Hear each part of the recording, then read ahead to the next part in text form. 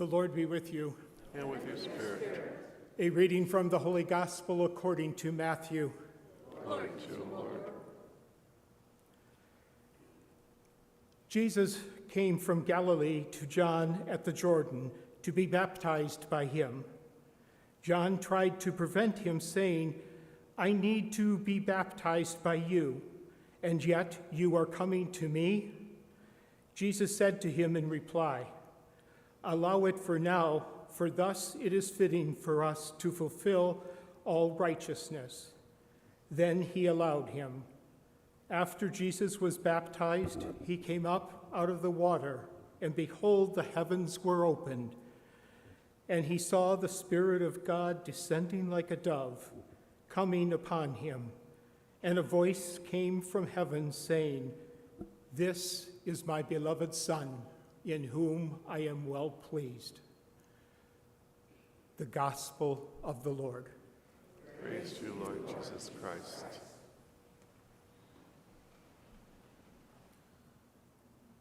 Epiphanies. That is one of the names given to those rare, unexpected moments when the presence of God fills us, surrounds us, envelops us. Those moments tend to be private events. Still, they leave us wishing that others could experience what we just experienced. And trying to share that experience with another is fraught with complications.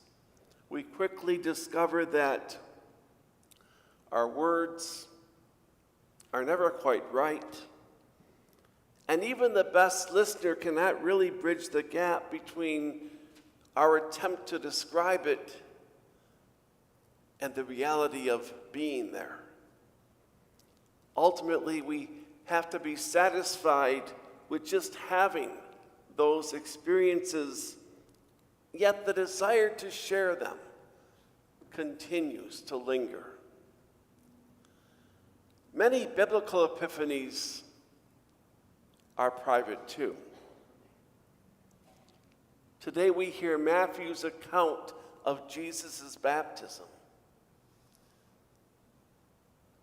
And if we listen to the text carefully, we'll notice that in Matthew's account of this baptism, Jesus is the only one who sees the Spirit descending upon him.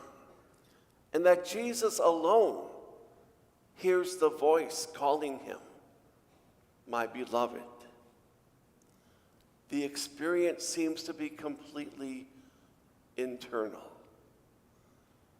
And after that experience, Jesus will be driven out to the desert to continue to reflect on his identity and his mission. And then when he returns, one of his first actions will be to call disciples. Of course it will be. He's had nothing but solitude for all that time. It's time for some companionship. Even so, those companions, those disciples, will never quite figure out who he is. They never really get it until he's gone. And there'll be times when Jesus is so frustrated with their lack of understanding that a solo ministry really looks more appealing than hanging out with these other guys. But he keeps the company he's chosen. Because though they cannot bridge the gap, the disciples can share the journey. Christianity was never meant to be a solitary endeavor. And yet trying to share our individual faith and our individual experiences of God is very daunting. Trying to form a community of those who've had those experiences is harder still. And there have been plenty of congregations that have sunk under the weight of trying to sort out the personal from the communal. The solo journey can look very inviting. It's not surprising that some strive to go it alone, being spiritual but not religious. The irony, though, is that epiphanies are meant to be shared, even as they are really impossible to communicate fully.